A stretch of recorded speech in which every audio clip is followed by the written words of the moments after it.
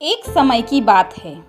विजयगढ़ नामक एक समृद्ध राज्य था, जहाँ राजा विक्रम और रानी सुंदरी राज करती थी। उनकी एक सुंदर और दयालु पुत्री थी, जिसका नाम राजकुमारी राधा था। राधा न केवल सुंदर थी, बल्कि समझदार और नेक दिल भी थी। राजा विक्रम को अपनी शक्ति पर बहुत घमंड था। वह मानते थे कि भाग्य केवल उनके हाथ में है और जिसे चाहे उसे ऊंचाइयों तक पहुंचा सकते हैं या मिटा भी सकते हैं। एक दिन दरबार में एक साधु आया और राजा से कहने लगा, हे राजन, भाग्य किसी के हाथ में नहीं होता, यह ईश्वर द्वारा तय किया जाता है। राजा विक्रम को उसकी यह बात पसंद नहीं आई।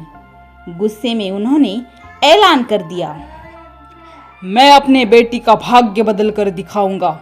वह राजकुमारी नहीं, एक साधारण दासी बनकर रहेगी।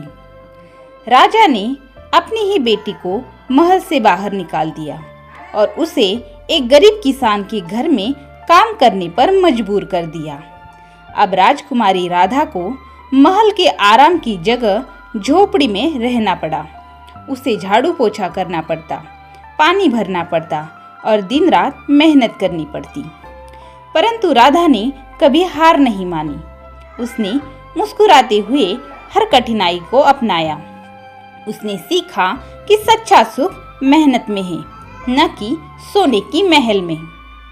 एक दिन पड़ोसी राज्य के राजकुमार अर्जुन शिकार करते हुए उस गांव में आए। वहां उन्होंने राधा को देखा, जो कठिन परिस्थितियों में भी दूसरों को मदद करती थी। उनकी सरलता और दयालुता से प्रभावित होकर उन्होंने राजा विक्रम से उनका हाथ मांगा।